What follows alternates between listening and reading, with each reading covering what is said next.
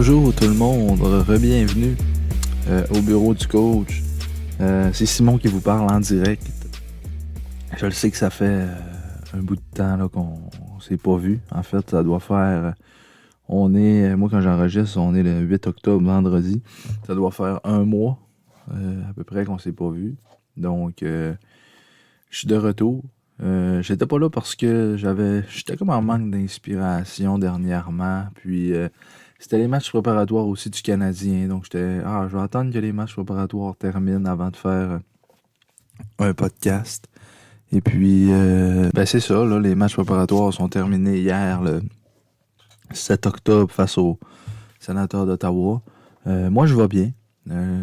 Malgré que là, j'ai un petit rhume, là. C'est peut-être pour ça que vous entendez ma voix. Ça se peut que je fasse un petit peu dans ce podcast-là.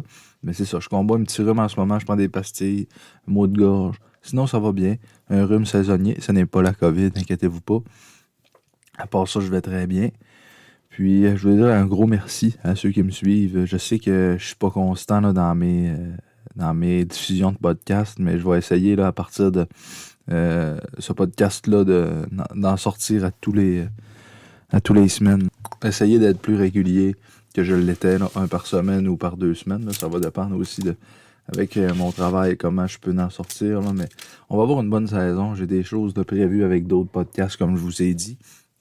Pourquoi je n'ai pas fait encore? Parce que la saison n'a même pas commencé encore, puis on a en masse de temps pour installer tout ce qu'on veut faire avec les autres. Puis, non, j'ai bien... Donc, maintenant, trêve de blabla. J'ai assez parlé de moi. Aujourd'hui, pour ce retour, je dirais pas... ce retour, je vais parler du camp d'entraînement du Canadien. Je pense qu'il y a beaucoup de choses à dire.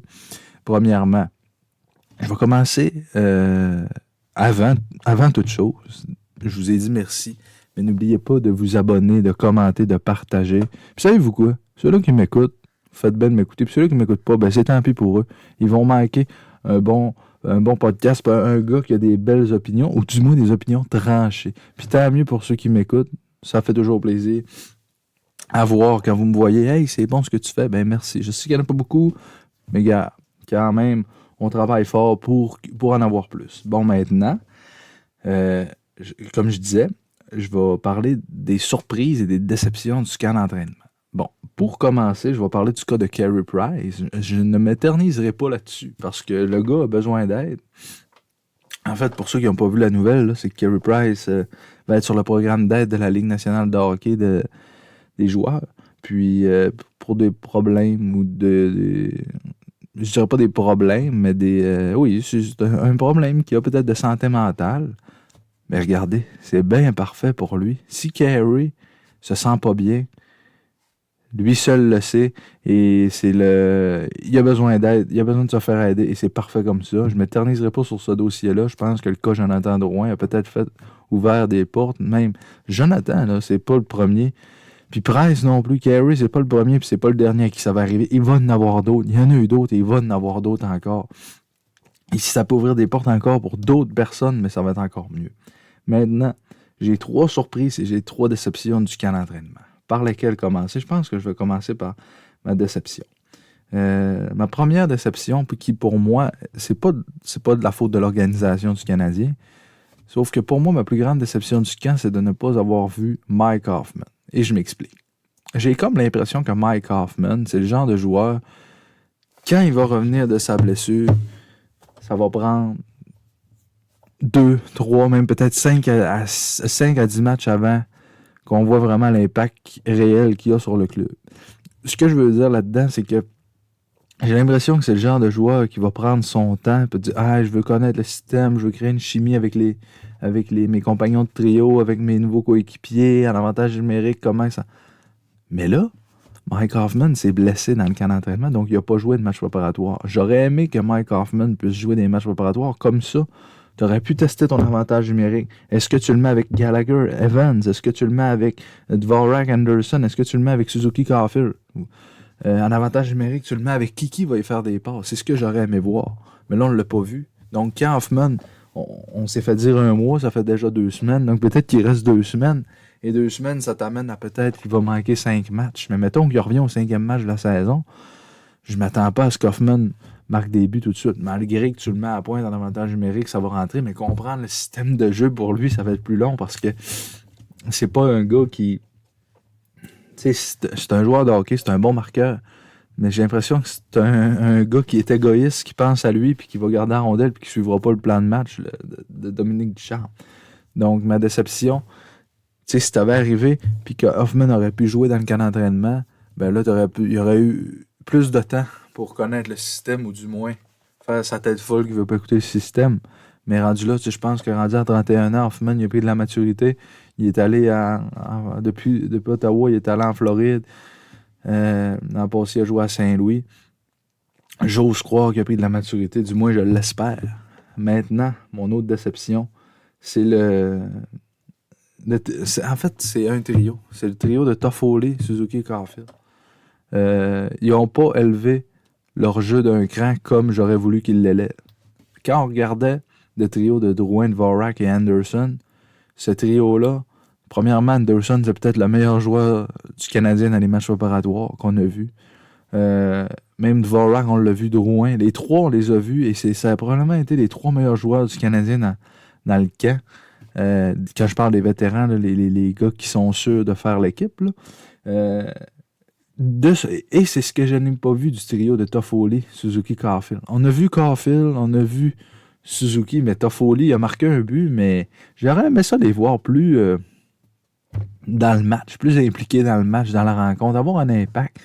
Tu sais, Suzuki, là, il a marqué un but, puis c'était pas un beau but. Là. Il s'est placé en avant du but, ça a fait dévier le lancer. Tu sais, c'était pas... J'aurais aimé ça voir le bon Nick qu'on voit souvent qui part avec la rondelle, qui te met ça entre les jambes. Mais je l'ai pas vu, ça, puis ça m'inquiète. Ça m'inquiète parce que Nick Suzuki, normalement, c'est le gars qui transporte la rondelle, qui est un excellent passeur. Caulfield, on l'a vu, parce que Caulfield, c'est un marqueur naturel, puis il a eu des bonnes chances de marquer. Oui, des fois, il tirait à côté du filet, mais ça reste qu'au moins, on le voyait. On le met en tir de barrage. Tu sais, Caulfield, il est toujours le fun à voir aller. Tu sais ce qu'il va te donner. Mais Suzuki, des fois, là, je le voyais jouer. Il perdait en rondelle, des revirements. C'est rare que je parle comme ça de Nick Suzuki, mais la manière dont il a joué dans les matchs préparatoires ne m'inspire pas confiance. J'aime mieux, tant qu'à ça, Christian Dvorak. Et là, vous allez me dire, oui, Simon, c'est des matchs préparatoires. Je comprends. Mais en même temps, est-ce qu'il faut s'emballer quand un gars est bon? Comme Anderson, ouais, c'est juste des matchs préparatoires. Ouais, mais il est bon. Ou, faut pas s'emballer, Suzuki, il a pas connu des bons matchs. Ouais, mais c'est juste des matchs préparatoires. Ouais, mais ça reste que c'est comme une pratique pareille.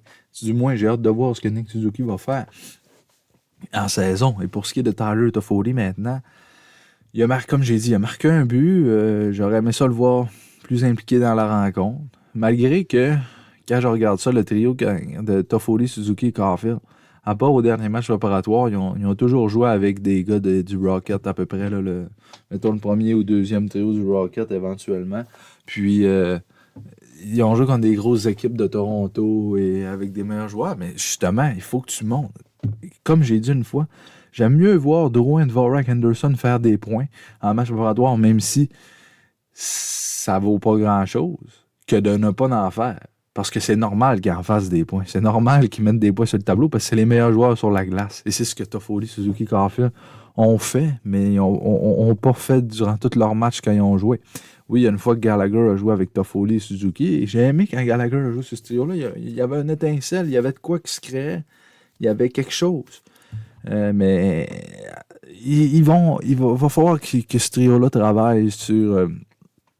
quelques détails pour réussir à redevenir le trio combatif qu'il était, que ce soit en série ou en fin de saison l'an passé, parce que c'est un bon trio. Toffoli, Suzuki, Caulfield, on s'entend que les Canadiens sont rendus avec des bons alliés. Là.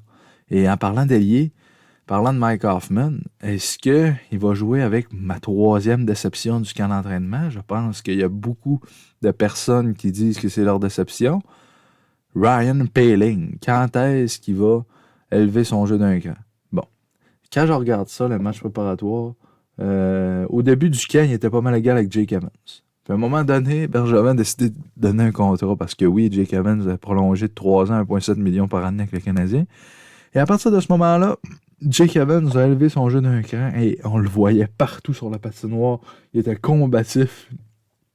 Premier sur la rondelle. Tu voyais que c'était lui qui menait vraiment son trio, qui était capable d'attirer les gars. Je pense qu'il jouait avec, si je me trompe pas, là, Armia et Lekonen ou quelque chose comme ça avant que Gallagher revienne. Là. Mais j'ai trouvé Evans beaucoup plus à l'avance que Ryan Poehling. Ce que j'aurais aimé, moi, là, de Ryan Poehling, et ce que je souhaite encore, oui, il a 22 ans. Tu regardes Evans, il a 25. Mais tu sais, c'est pas le même genre. Evans a joué beaucoup plus longtemps dans les rangs universitaires, beaucoup plus d'expérience, moins dans la Ligue nationale. Là. Mais il est plus mature, peut-être mentalement et physiquement, rendu à un âge plus vieux que Ryan Poehling, qui, on dirait qu'il cherche la patinoire. Et il me fait un petit peu penser à Jacob Delarose. Il est là, puis il regarde à gauche, à droite, il sait pas trop quoi faire. J'ai toujours espéré que Poehling soit un gars de 30-40 points par saison en jouant sur un troisième trio.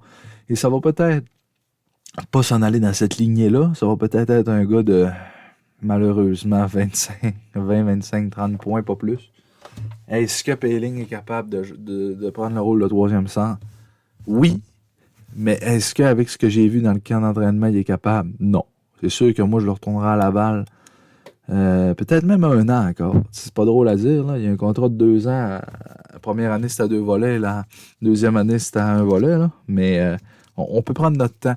Il y a des fois, je sais qu'on est étonnant quand on dit « Ah, il est jeune, il est jeune, il est jeune. » Mais c'est vrai pareil. Tu sais, Poehling a seulement 22 ans.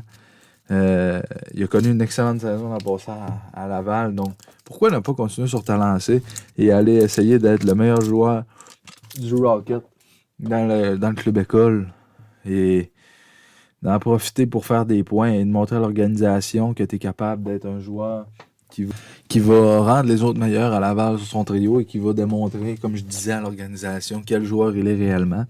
Il a 22 ans, il va avoir 23 ans. Donc si, mettons, pendant son année, il arrive, il est bon, puis qu'à un moment donné, on va l'essayer à Montréal, mettons, au mois de décembre, janvier, puis qu'on se dit, finalement, bang, il reste à Montréal, il réussit à se faire un poste avec le Canadien, ben, il va falloir qu'il passe en avant d'Evans, Paquette, Perreault. Ça sera pas facile pour Ryan Poehling. Il faudrait que Poehling soit meilleur que Evans, Paquette et Perreault pour être sûr de jouer sur le troisième trio du Canadien. Est-ce que c'est faisable? Oui. Est-ce que je pense que ça va arriver? Non. Moi, comme je disais tantôt, je le retournerai à Laval pour 1 an et j'arriverai l'an prochain. Un contrat à 1 volet, si on te met au balotage. Si on te met à Laval, tu passes au balotage. Puis si tu vas au balotage, je vais peut-être te faire réclamer. Ce serait l'année de la dernière chance pour Ryan Poehling l'an prochain. Tu l'amèneras au camp. Puis là, si tu verrais que là, il est tout mêlé encore puis qu'il n'est pas capable d'être un centre régulier dans la Ligue nationale, ben là, tu peux t'en débarrasser puis le laisser partir. Mais je pense que c'est pas terminé. Faut pas lâcher prise avec Ryan. On a un jeune qui cherche une position à jouer. Alors, un gars qui est gros, il est fort. Je pense que vous savez ce que Ryan Poehling peut apporter. Avec le Rocket, je le voyais combatif. On dirait qu'il cherche à trop en faire avec le Canadien dans les matchs préparatoires. Avec le Rocket, il partait avec la rondelle, il était capable de te marquer ça dans le haut du filet, un beau but. Il sortait ses mains. Puis... Parce qu'il y a des bonnes mains, Ryan Poehling. C'est pas à négliger, ça.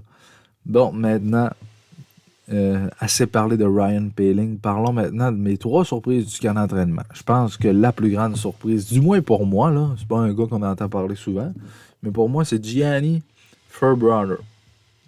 Ce gars-là a été repêché, si ma mémoire ne me fait pas défaut, Gianni Fairbrother a été repêché en 2019 en 3e ronde par le Canadien.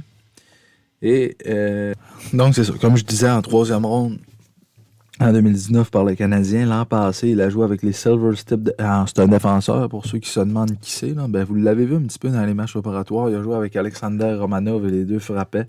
Et jamais de ce que je voyais de lui. Là, 6 pieds 1, 209 livres à 21 ans, c'est quand même bon. Là. Lui, il va probablement... Mais pas il va probablement. Il va jouer à Laval sur le top 4. J'en suis convaincu de ça. L'an passé, il a joué pour les Silver Stip de Everett dans la Ligue junior de l'Ouest. Il a fait 17 points en 23 matchs. En fait, les 6 années, excusez, où il a joué dans Western Hockey League en anglais. Il a joué pour les Silvertips de Everett. Mais j'ai aimé ce que j'ai vu de ce gars-là. T'sais, j'ai l'impression qu'un choix de troisième ronde comme lui, des choix de première ronde, on les voit plus dans l'alignement.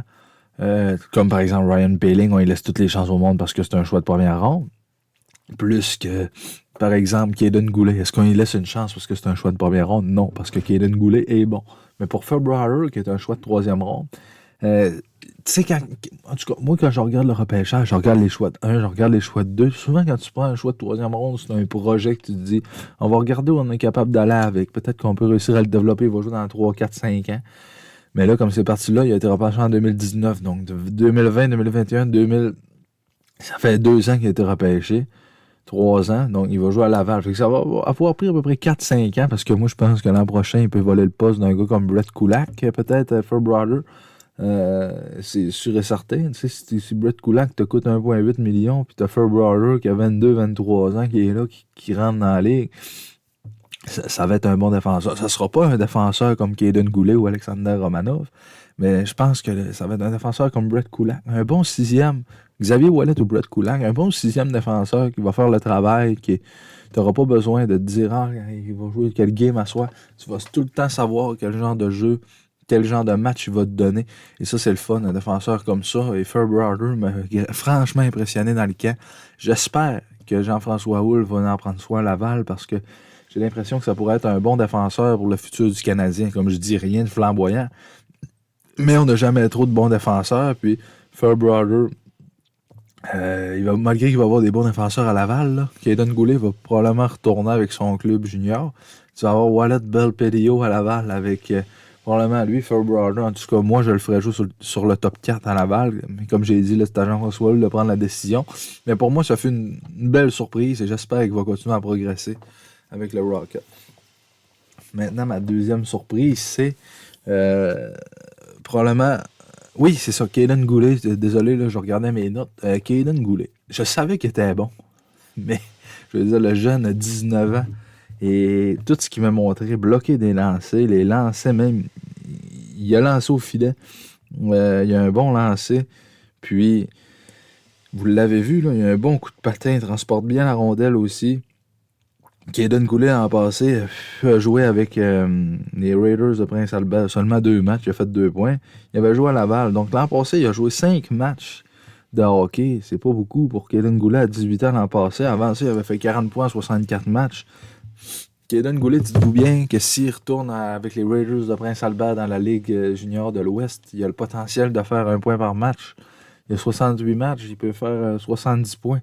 Il en a fait 40 à 17 ans, à 65. L'an passé, il a fait 2 points en 2 matchs. C'est sûr que si tu le retournes cette année à 19, probablement, pas probablement, premièrement, il va jouer pour l'équipe Canada Junior. Probablement premier défenseur, ou du moins dans le top 2. Peut-être même capitaine. Moi, je le verrai assistant. Je connais pas encore tous les jeunes là, qui vont être là. On va le voir plus tard au mois de novembre qui va être invité au camp d'équipe Canada Junior. Mais je suis convaincu que Kaden Goulet va être là. Mais le défenseur qu'on a en ce moment, et j'ai critiqué le choix du Canadien quand je l'ai vu. Kaden Goulet, pourquoi il aurait pu prendre Dawson Mercer, Hendrix Lapierre, peu importe, il y avait des gars plus bas que Kaden Goulet qui m'intéressaient plus que lui, que je connaissais plus, puis que j'étais comme tu sais. Mais souvent, il faut faire confiance à l'organisation, à part le choix de Logan Mayou, ça c'est un autre dossier.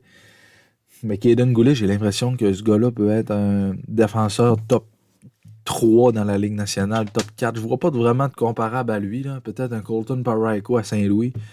Et Colton Parayko, ben, ça tombe bien, joue dans le top 4. Pour Kaden Goulet, mais tu sais, c'est un gars de 6 pieds 2, 200 livres à seulement 19 ans. Il n'a pas fini de grandir. Il va peut-être arriver à 6 pieds 3. Il va peut-être prendre un petit peu plus de muscles. Mais ce gars-là, c'est pas un Edmondson, c'est pas un Chiarot, c'est pas un Romanov. C'est vraiment un gars qui va être... il est différent de ces 3 défenseurs gauchers-là du Canadien. Je vous dire, c'est un mélange entre Chiarot et Romanov. Oui, il va frapper Goulet, mais il frappera pas comme Romanov et Chiarot. Mais il est mobile. Il est capable d'être mobile et de transporter la rondelle, Kaden Goulet. C'est ce que j'aime de lui. Un excellent jeune défenseur qu'on a dans l'organisation et qui va jouer dans le top 4. Si c'est pas cette année, c'est l'an prochain.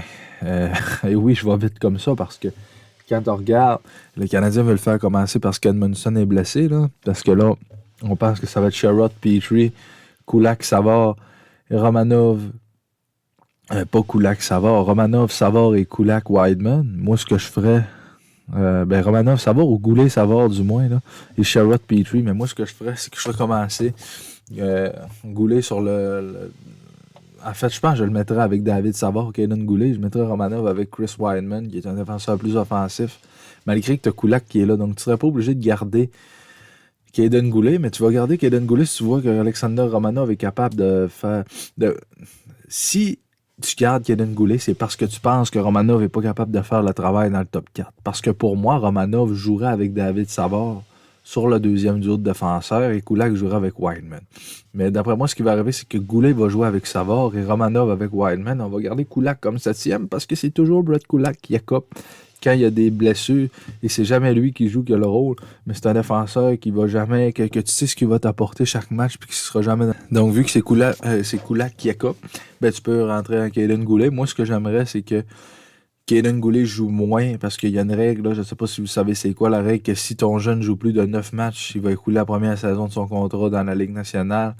En fait, tu ne pourras pas le retourner junior s'il joue plus que 9 matchs. S'il joue moins de 9 matchs, ce que je pense qui va arriver pour Caden Goulet, tu vas pouvoir le retourner avec les Raiders de Prince-Albert et éventuellement il va aller pour l'équipe Canada Junior et ça va rien te coûter. Ça va juste y avoir donné de l'expérience de plus et c'est bien parfait comme ça.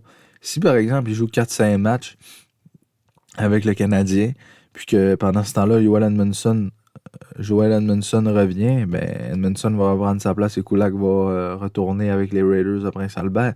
Mais en conclusion, Caden Goulet, ceux qui disent on ne sait pas ce qu'il va devenir, il n'y a pas de doute, il n'y a pas de question à se poser, ça va être un défenseur de la Ligue nationale. Je ne sais pas quand, mais c'est sûr et certain qu'il va jouer dans la Ligue nationale avec ce qu'on voit de ce gars-là.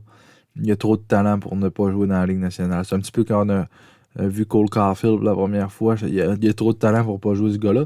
Et c'est le fun de voir que notre choix de première ronde 2020, qui était Caden Goulet, et notre choix de première ronde 2019, on n'a pas manqué notre chance. Cole Caulfield et 21, Logan Mayou, je pense qu'on verra ce que ça va donner.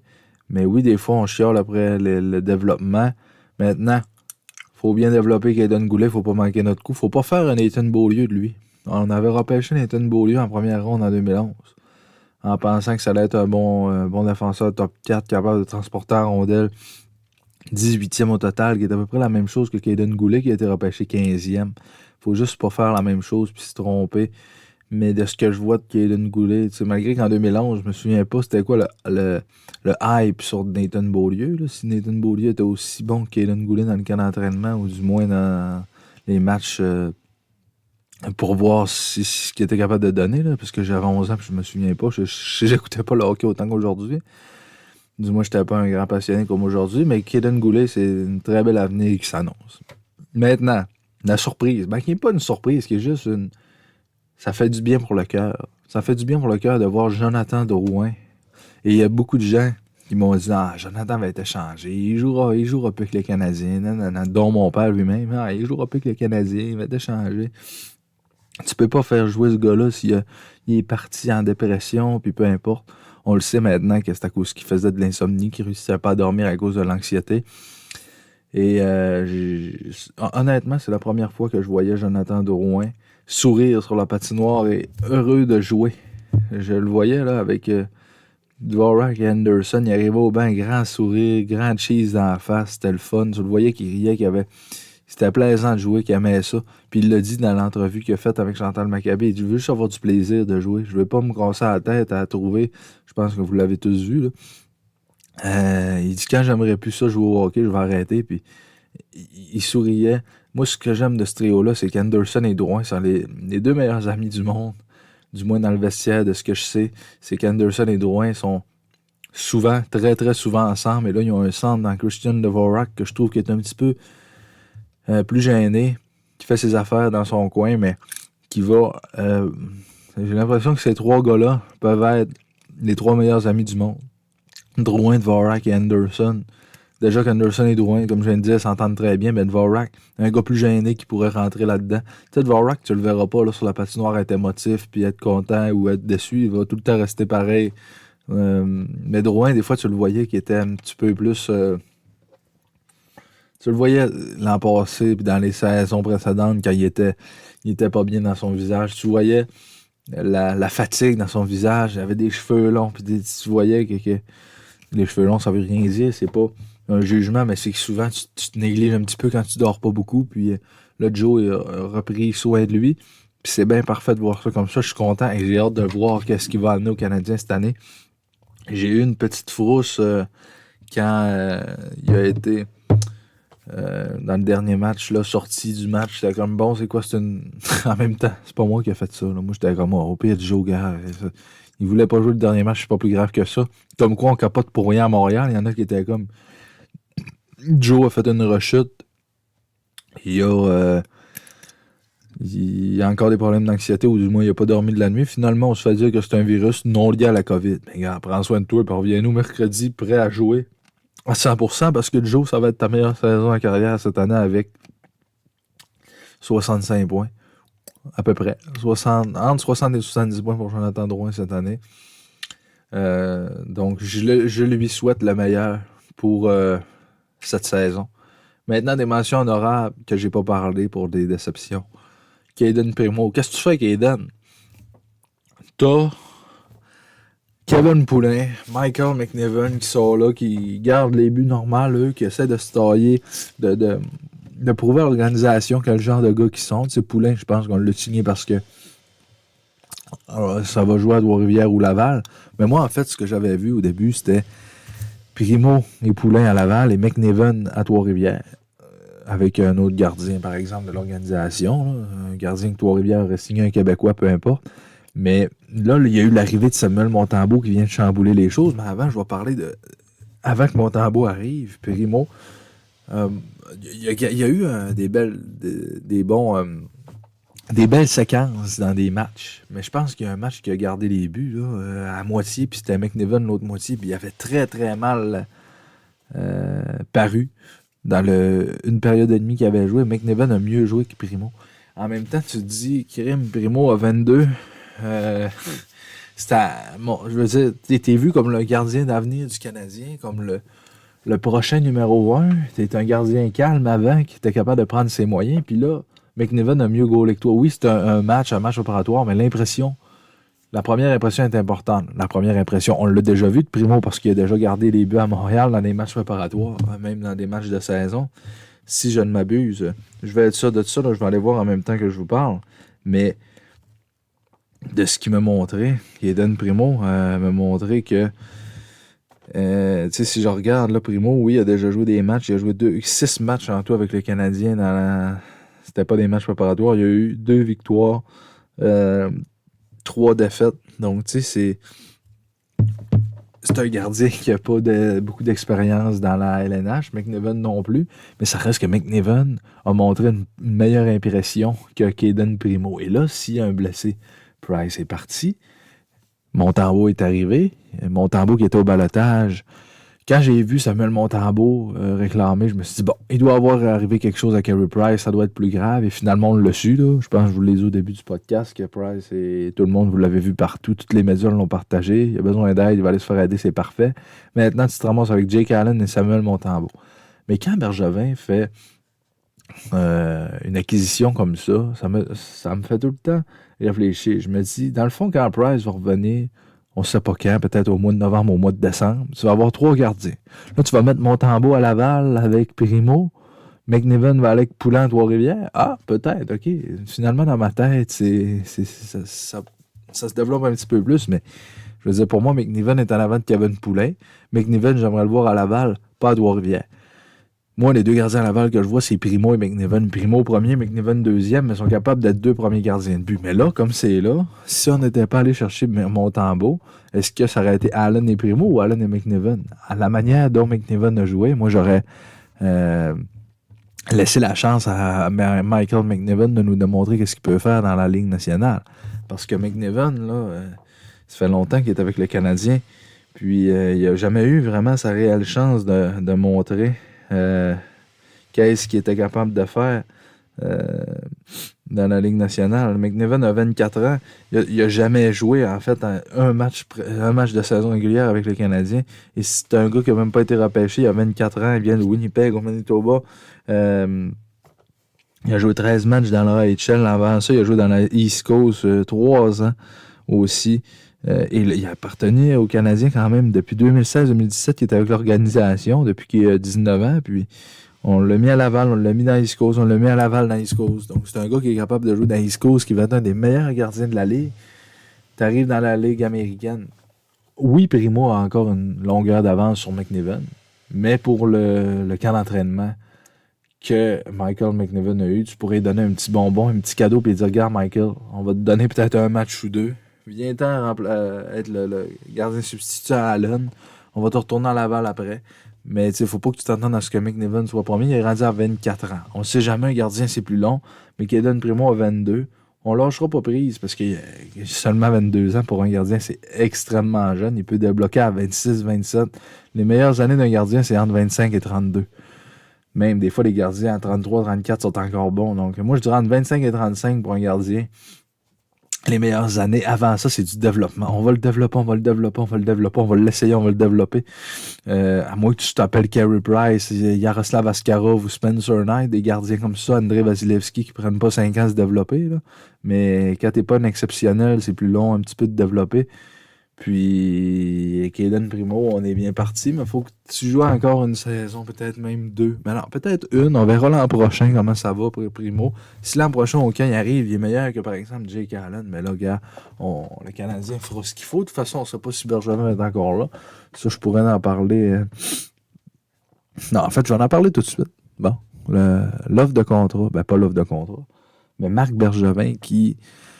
là, ça me fait rire parce que les gens capotent, c'est parce que Bergevin, tu sais, j'écoutais l'autre fois, là,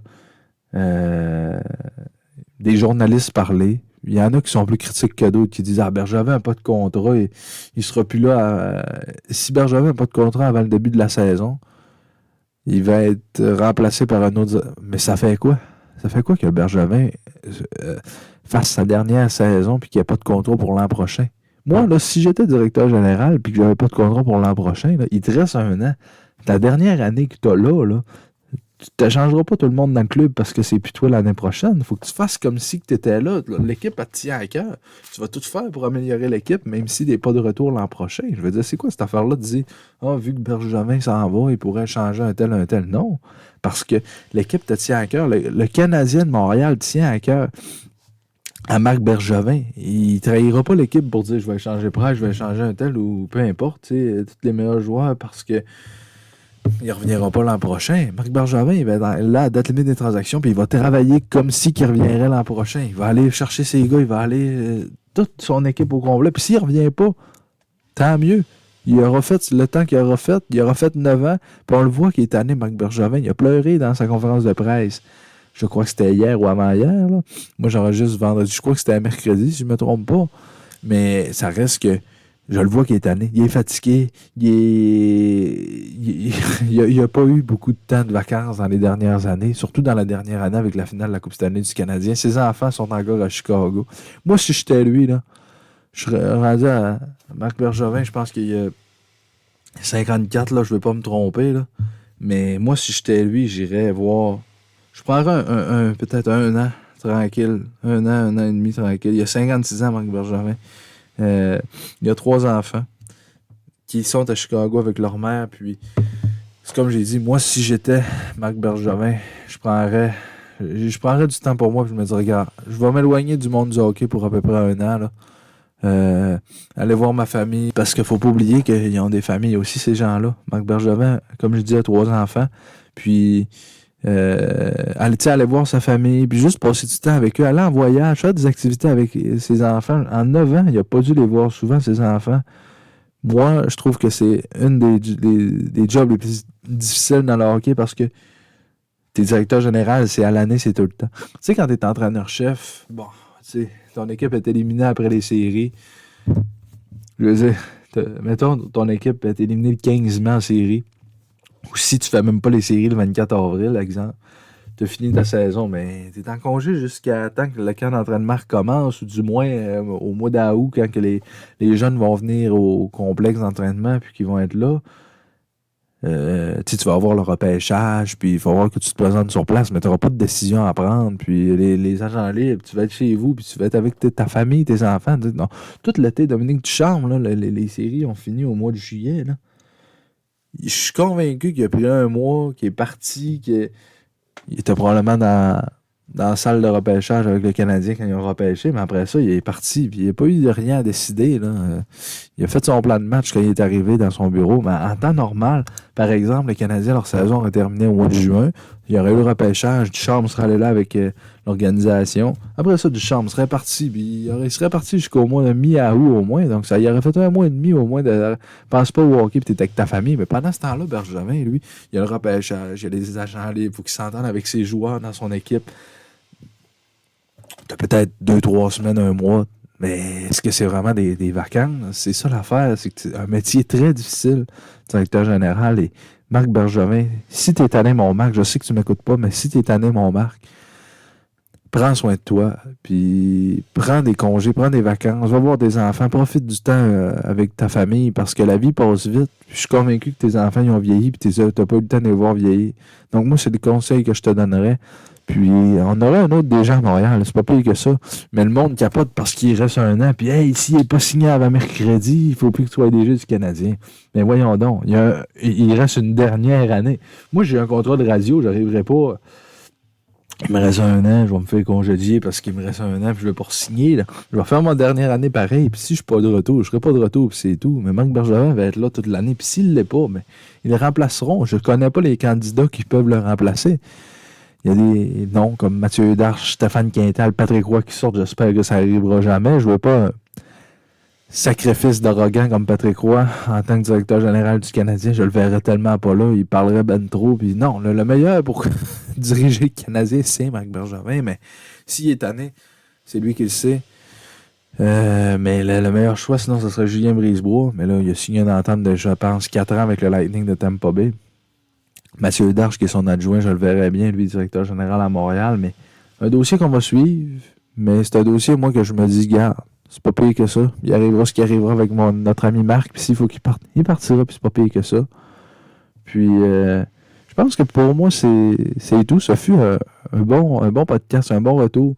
Près de 40 minutes, là, c'est pas trop long à écouter dans votre voiture, puis c'est un bon retour. Merci d'avoir été là. Puis, comme j'ai dit, là, je vais essayer d'être plus régulier dans mes podcasts. On dirait que la motivation m'est revenue tranquillement, juste en parlant, là, en faisant ce podcast-là dans les 37 dernières minutes. On dirait que la motivation m'est revenue. C'est le fun de parler de hockey. C'est le fun. J'adore ça. J'espère que vous aimez mon podcast parce que moi, je vais le continuer. Même si vous ne l'écoutez pas, je m'en fous. Je vais continuer ça pareil. Donc, c'était Simon pour le bureau du coach. Merci d'avoir été là. Et puis, à la prochaine, j'espère.